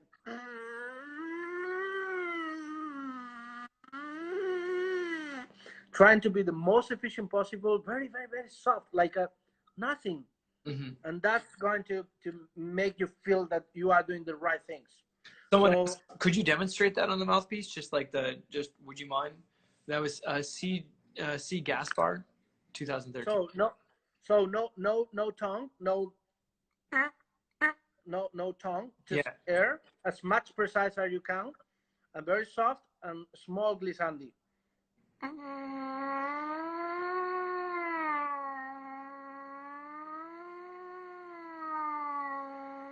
What does this do? Huh? What does this do? What's Well, you focus your vibration, your sound. You focus. I mean, I try to focus everything into the mouthpiece, like very precise. Okay. So and I think if you start focusing your vibrations and your sound, then you just need to develop it. Yeah. It's actually the same. If you get a really resonant sound in your core, then all you need to do is just expand that resonance. But once you find the resonance, you find how to do it with the air, you find how to get the horn to resonate. Like, then I feel like you can just expand it, no problem. Well, a couple of days ago when I saw your interview with Dale, which is always amazing to see. I love his lessons. Yeah, I love to see his lessons online and everything. There's a lot of videos on YouTube you can find with him. So he's never talking about the technique. He's always talking about the music. So how we what things we do to play. It's like, for example, a couple of days ago he said, I don't like the people when they said, oh, don't press or feel the diaphragm and all that things he was saying. So I was thinking that time, that's true. I mean, it's just be natural. Yeah. So it's be the most natural possible. It's always music. It's music first and natural. Right. But there is people who you can't see that they are playing and they are like killing themselves. Yeah. So it's like, hey, don't press too much. If not, your teeth are going to suffer. I mean, it's kind of obvious. So Tony Pons asks, what size mouthpiece do you play? Tony Pons. Hello, Tony. So actually, this is the mouthpiece. We can't see that. I'm sorry. So it's backwards for us, and it's shiny. Yeah. Well, it's a Mount Vernon 1B 25. 1E25. No, 1B. As in Batalla. Yeah. 1B 25. The throat is a 25, and the backbore is a regular backbore 7 Schmidt. But probably is not that, because Hexon told me once that Bat used to open the mouthpieces and do a lot of things on the mouthpieces, so probably it's different. but the mouthpiece is it's a New York, it's a Mount Vernon from the Okay. 50s, 60s, 1B 25, and the rim is a 1C rim. It's a copy of my 1C regular mouthpiece. Okay, cool. Thank you. And then Eliz7 asks, could you talk about mouthpiece placement? She says she sometimes feels the instrument move a lot when I go from high to low. I mean, I think she wants to know, is there an anchor? Do you anchor, or is it okay? Do you adjust little bits when you're going from high to low? Well, I try to be the most stable possible, to Okay. don't move. Okay. Yeah. Okay. No. Yeah. Okay, great. So I guess thinking about that audition, if we go back to your story a little bit, when you played and you felt like you were able to achieve what you wanted to, and you won the audition, what was that feeling like to win it a second time? Well, in that moment, I felt obviously great, but I felt a lot of responsibility. Yeah, me too. Yeah, absolutely. Because, okay, now I have what I wanted, but now starts the party. I mean, Yeah. it was fine to come until here. So now they know you, they want you here. So now it's the moment to start to change. I mean, now you are not auditioning anymore. You are part of the group and you need to work. So when work means to be 100% involved in, which is with it means, I mean, with everything around this. So that's why I started to find new instruments, new mouthpieces, new mutes. If you remember when we did the concerto with Laurie, the bass clarinet concerto, the first day I had like 10 mutes around me, and So can you show us your table? Can you show us your table really quick and show us all your mutes and all your trumpets? Sure. Let me. Oh, look! I want to show you something before that. Oh, wow. You know what is that? Yeah, that's Bud's trumpet case. Yeah, it's one of Bud's trumpet cases. Oh, wow. But it's not a trumpet case. It's a travel case. Wow. It's an American tourister. Look, Adolf Sylvester Herseth. Oh, wow. And yeah, and he used this bag. Oh, just give me 1 second. He converted this bag into a trumpet case. Oh, man. Yeah, you can see. Yeah, Adolf Herseth, and the tag, the flight tag, United Airlines. Wow. His name. That's like a museum piece right there. Okay, so Yeah, show us your table. It is for me. Steve Herseth gave to me this case as a present, and I was like, oh, wow, incredible. So my table looks crazy right now. There it's going, punk. Oh my gosh! Holy smokes! Oh man! And that's well, I have all my notes to the loony bin, ladies and gentlemen. Wow! Look, how many mouthpieces do you have? I have a lot.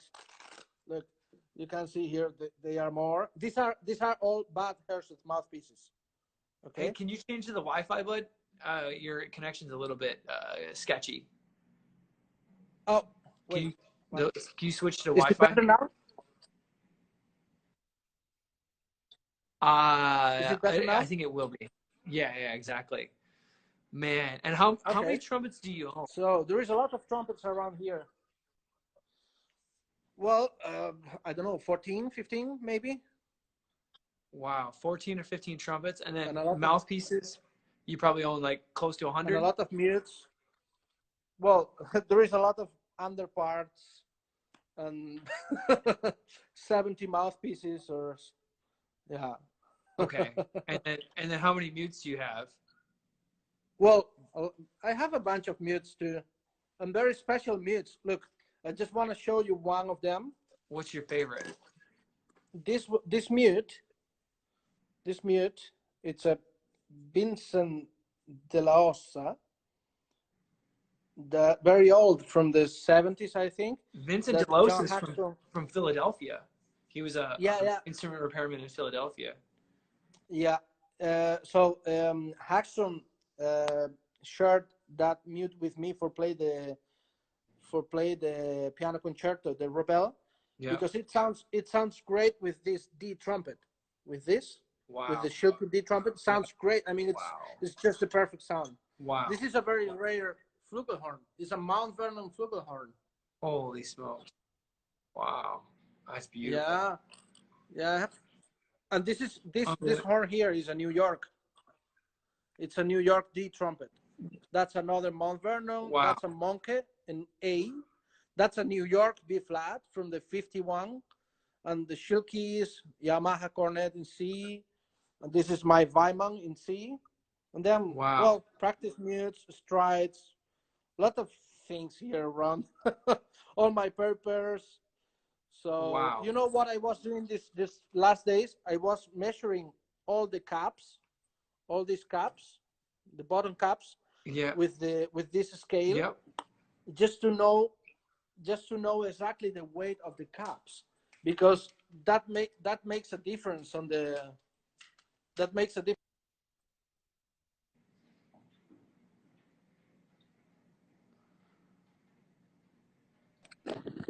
Sorry, I'm We back again. we lost it. We lost you there. I know, I know, I know, So, I know, I know. uh, Uh, uh, so uh, I'm I'm Tony I'm Barrington. measuring the cap. Um. Tony Barrington says Miles Davis had a flugelhorn like that, uh, just like Oh yeah, yours. Mount Vernon. Yeah, yeah, yeah. Wow. And Cool. mine is And from then 1958. Oh, 59.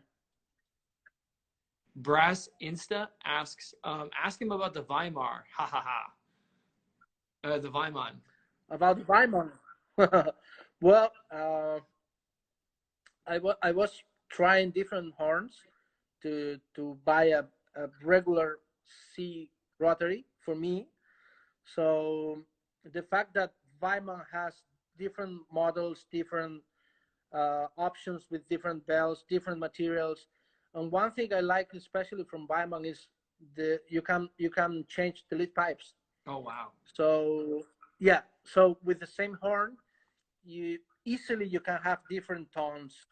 And look who is Brass Instant. It's Tico. Hey, Tico. Yeah, that's why he asked about the Weimar, because Tico is from Right, Switzerland, our festival over there. exactly. When we met in 2018, and you, him, and me, I mean, we three, we were talking about that Weimar. So, and I remember you gave me the Yeah. advice, hey, why not gold plated instead raw brass? I said, okay. So I called Weimar when we were going to Wiesbaden. So Alexander came 3 hours driving from Kappelendorf, which is near Weimar, Yeah. to Wiesbaden for me to try 8 horns. I mean, obviously, I'm going to work with Weimar. I mean, they are the best. They came to Chicago 2 years ago for me to try the horns. Wow. 16 horns. Wow. Yeah, yeah. Okay, they had another business here, but I mean, they came one day earlier for me just to try the horns. Wow. Wow. So I really appreciated that. So that's why I think even if you have, I mean, you have a lot of brands, they are the same quality. Davids, Schagel, Peter Oberauch, Lerner, Tyne, Weimann. So it's just a question of how you feel with it. Of course, each brand can offer you different things, but it's more as we said before. It's not about the brand; it's about the player. Yeah. So I felt comfortable with that horn, especially that one. So that's why my Weimann Tico. Yeah, that's a beautiful horn. And then also we need to say a quick shout out to Jen Gunn, if she's still watching. Hey, Jen Gunn, one of my favorite Jen, people in the Chicago Symphony, one of the best piccolo players in the whole entire the world. best player, the best piccolo player in the world. Yeah, and then we've Oh, got. look, David Rejano is there too. Oh, no Principal kidding, trombone. David. Oh man, from LA. No kidding. Yeah. He made paella for me one time. Speaking of amazing Spanish. Really? Yes. Oh, you are a lucky guy. Yeah, and He then never made a paella for me. no, he had to call one of our friends, our mutual friends, Bernardo in Valencia, to ask how to. Oh yeah, Bernardo. Make, Yeah. make paella. Okay. And then Roman Trumpet from Venezuela and from Guadalajara is saying hello. So, hey, Uh-huh. Roman, great to see you. So I guess let's and then Hugo. Yeah, hey to Hugo. Yeah, Hughorn. And then Takao, how are you? Well, how you look? Oh, okay. I need to screw this up so I can see everybody. Wow, there is a lot of Yeah. comments and people here. So Ignacio, Eva. Wow. we have another question. Ask why. Okay, yeah, it was from Tico about how to choose the violin trumpet. Uh, so I guess backing up, you said that when you joined the Chicago Symphony, you felt an extreme joy, but also an immense responsibility, and I think that's precisely how I said I felt. It was like I was very excited to begin, but I also knew all of a sudden like this is a huge responsibility that's been given to me, and it's also a lot of work. And I mean, I remember like it was serious. Like I wasn't like celebrating when I won the job. I was like, now the work begins. And I feel like that's the same Exactly. mentality for you. And it's just I feel like it's such an honor to share the stage with the musicians of the Chicago Symphony that every day I come to work, I'm just gonna bring my 150%, and I know you do too, just because it's such an honor to be in the chair of Bud in your case and Dale in my case. I want to live up to that, that standard that's everyone set around me. So, I guess Yeah, lastly, that's amazing. Honestly, that's amazing. I mean, for us, to get to carry on that legacy, to get to be there and Yeah. be stewards of that tradition, but also like stewards of this orchestra, stewards of classical music, stewards of these composers. Like, it's always about the music first, right? And these guys Yeah. wrote these pieces that are so unbelievably amazing. Like, they're, I mean, harmonically interesting, they're rhythmically interesting. They've got colors and combinations of instruments, and they're still relevant 300 years later. And then on top of it, we get to do this, like, and people pay to come see us. They stay after work downtown to come see us. And we get to make people happy. We get to make people like kind of lose themselves Yeah. in the music. And I think, And it's incredible. It's incredible what is everything what is around the CSO. yeah, The people, how excited is the audience every day. That's a huge part of my everyday life that I really miss. Of course, my colleagues, my friends, my work, but the audience, they respect the symphony. Wow, a lot. They are super fans. They love the symphony. yeah, It's like a it's like a part of their lives, yeah, obviously, and you know how grateful is to turn in your seat and look at the terrace and see everybody there really excited and bravo and bravo. So it's amazing. yeah. I never felt that things before. I mean, honestly, So like, I feel like people love the community loves the Chicago Symphony, but then also the players like just really love yeah, the Chicago Symphony, and the management, really they do their best to really show like, hey, this is like our orchestra, and we love these musicians, and so I think it's just kind of the perfect storm. Uh, I need to plug in my phone because we've been going for about an hour and 44 minutes, but what I want to just touch on while I get my charger, and you can talk about this while I run to the other room, is just what advice would you give to young people right now? Like how would you practice? Like as a kid from a small village in Galicia, how did you make it out of the village? How would you practice? How would you set yourself a dream, and how do you keep going until you've achieved that dream? Because you're one of the guys that's like made his dream a reality. I'll be right back. yeah, well, yeah, that's true. I made this dream reality, but um the way I was keeping myself thinking, and this was just with passion and with all the excitement I had to keep going. Well, I mean, I think was the perfect situation for me when Chris Martin retired from CSO and he went to New York, and the position was open again because I mean, will not be possible without that. So I was expecting to play the CSO sometime in the future, maybe, but when? Because all positions are occupied, everybody is working there, so there is no chance to play there. Yeah. So I was always trying. I was always principal trumpet in my life. So, but I just said once, okay, if there is a, I don't know, some kind of position open in the CSO, I'm going to do it. I mean, Yeah. because I just love that orchestra. You know, So it, every time I used to see a shooting star, you know, like wish when you see a shooting star, right? Like wish upon the shooting star. So I used to wish, like I'd be like, man, I really just wish someday, you know, I'd see it and I'd be like, I hope someday I get the Chicago Symphony. It was just like that's how much I wanted it, and it's I think right. It's like you make for yourself that is your goal.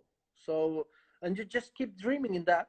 Okay, I just want to play like them, and I was keeping myself with with all the passion I had, even if I was in the other side of the world doing a completely different job in a completely different way. So I was just trying to keep my dream going.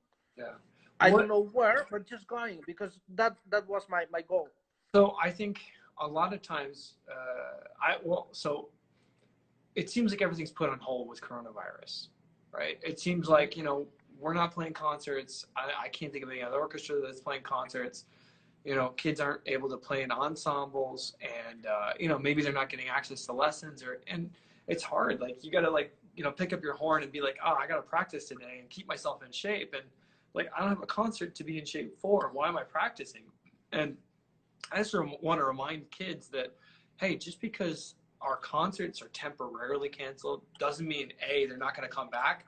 And number two, Yeah, doesn't sure. and it doesn't mean that our dreams are canceled, right? Like, Oh no, no, I no, no. mean, like, how many years did we have to dream to be in the Chicago Symphony? Like, I think the first time I heard the Chicago Symphony was in 1999, 98.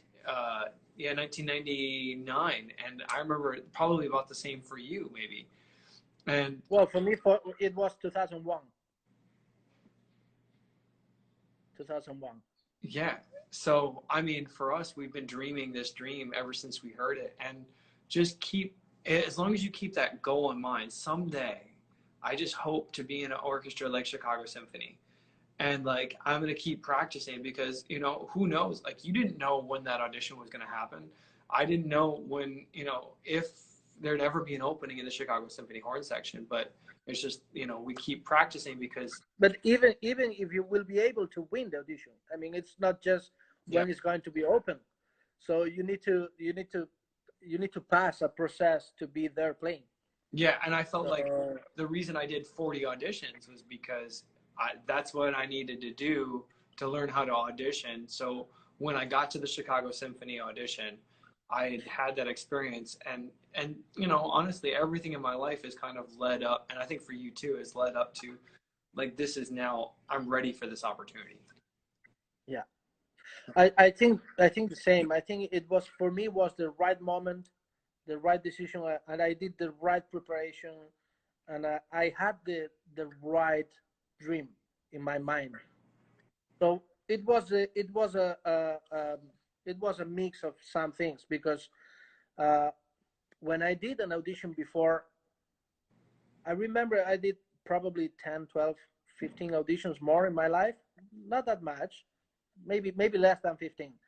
But I think I didn't have the same uh, passion for that job, for that city, or for that orchestra, or whatever. So that made me think about, okay, if I'm going to do something, I need to be very excited about it, very convinced about what I'm going to do. If not, it's not going to happen.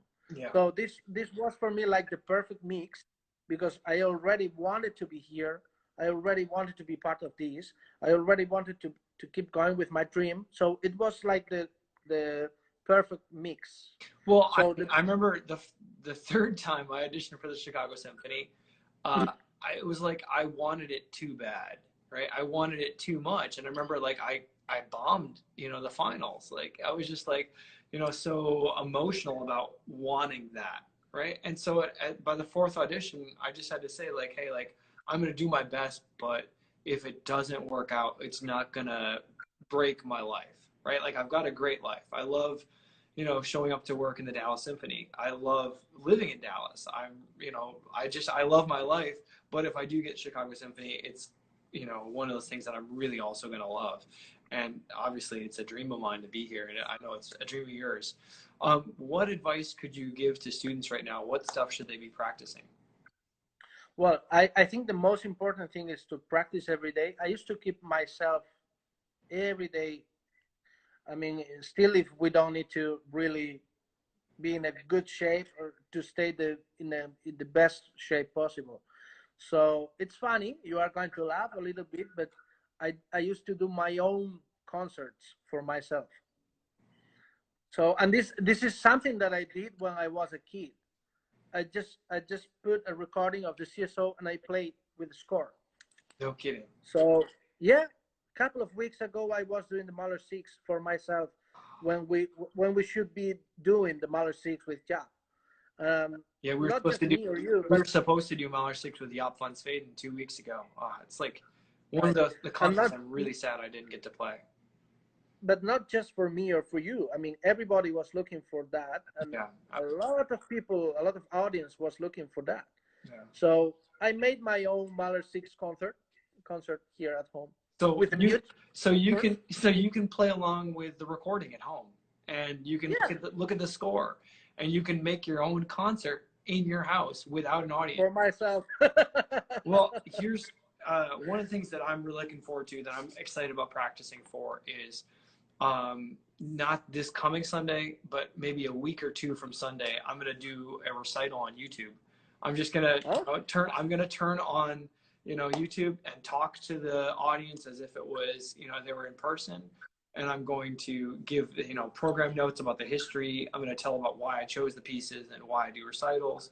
But I'm also going to do all solo horn pieces. Like, I'm going to do some transcriptions, Bach cello suites, Telemann flute sonata, and Appella Interstellar by Olivier Messiaen.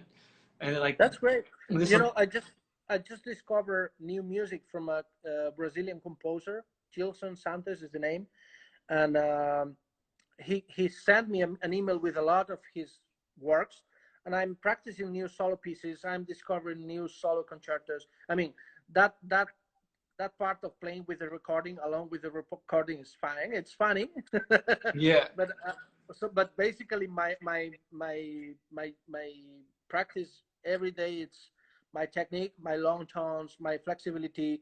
I used to create for myself new exercises. So I'm writing new exercises to keep going in my mind, new things to find. I was trying to discover. Can I stop you? Sure. Could you put some of these online? Would you mind posting one of these, one of your exercises and playing it for us and tell why why you made it?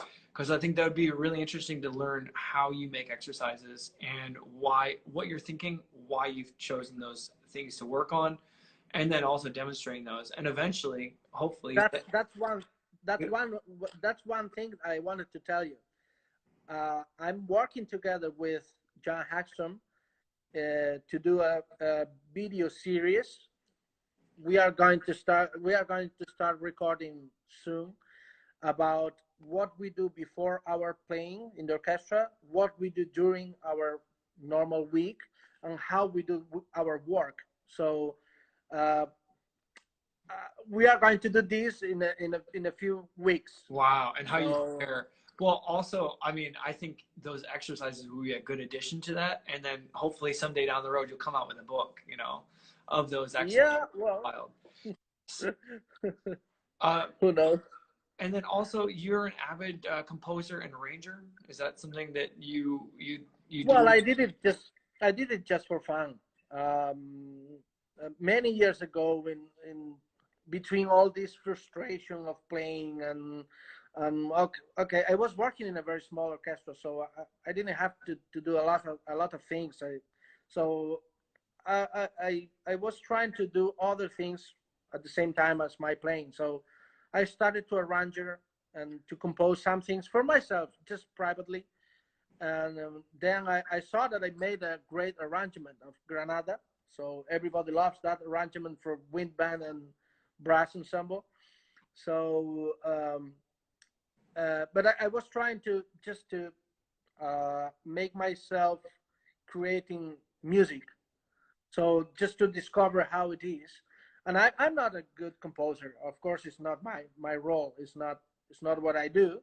But it's fun to control the harmonic and to have enough knowledge about composition. So then when you take a score, Yeah. so it's easy to read and easy to imagine how it sounds. Yeah. So because that's the difficult part of the a big score. I can read the line, but I don't know how it sounds. Wow. So yeah. And that was very helpful for me. I mean, you know, I love to sing and I love to create music at certain point, even if it's nobody knows it, because I never made it public. So Well, hopefully we can start with those just for fun. we can start with those etudes, right? Yeah. Yeah, that's what I'm looking for. And then eventually you're gonna arrange some stuff for the brass concert this year in December. I'm going to do that. Yeah. I want to do an arrangement for the brass concert. Can we get a So, spoiler? What's can you tell us maybe what you're thinking about arranging? yeah, of course. It's going to be intermezzo of a famous opera that Muti loves, which Oh. is Fedora, and Oh. we did on tour. Oh, fantastic. I love that. Yeah. It's amazing, beautiful music. Oh, So fantastic. Hey, yeah, Esteban, could you give us one last little just like inspirational thing? Tell us why music is so important right now in a time of Corona where, you know, life is, I mean, the streets in Chicago are empty, right? Like, you know, the Loop, there's like no one around in the Loop. I mean, downtown on a Saturday, there should be like tons of people walking around and tourists and just no one's out. well, it's a very sad moment, Yeah. as you can see. It's a very sad moment around the whole world. I Yeah. mean, I it's mean, not just in Chicago, but the Lakeshore around the Path whole is world. patrolled by police officers just to like keep us from, you know, going out on the lakeshore and exercising and possibly spreading the virus.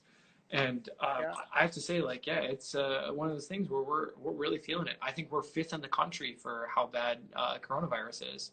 exactly. And I think the music is so important because the music makes your soul feel alive. So it's important. Everything around us normally is music, and we don't care about it, but a lot of things around us are music. So I think the music is one of the most important arts, and to cultivate yourself hearing every kind of music inspires your soul. So I think music is so important to, especially in these sad moments, to keep your soul alive, to get you on a smile. You know, when I'm hearing something that I really like, a concert that I really love, or music, I'm smiling because I love that. So it makes me at certain point to forget that I'm 24 hours a day at home for 40 days now. Who knows what's happening out there with a lot of people is dying. Oh, wait. It's 12 o'clock, so Roomba was It's his walking. vacuum cleaner, his Roomba. Yeah, the vacuum. So I just try to keep myself dreaming at certain point with the day when I will go back to the stage with you guys and with all our audience that I miss, and all the people around the world that I miss will be happy. So I just keep myself dreaming with that, because I don't think the life is about dreams, but dreams makes you feel that, that excitement, that passion. So when you have passion for something, that means that you are dreaming with something. You really desire something. So I think to dream with the day we are going to go back to the stages, it's what makes me feel now. Listening music at the same time makes me feel that I'm alive. If not, I'm here alone. Nobody knows about me. So it's sad. It's a really sad moment. But perfection, we have this technology, so Yeah. we can see each other, and this is great. Just imagine this 50 years ago. It would be crazy. Yeah, absolutely. Hey, I just So, huge hugs to you, huge hugs to everyone that's watching. Hey, to Marina, and David, just a quick thing. 30 seconds. Well, yeah, I was one of the first. You said, "Hey, I want to do a chat with you," but I was afraid about my not fluent English. So You've done great. You've done great. I hope everybody understood what I wanted to share. And Dude. thanks, Dave. It was great. Hey, man, my best friend, man, amigo, man. Yeah. See you later. Good to see you. Hey, thank you. Bye Gran bye. abrazo.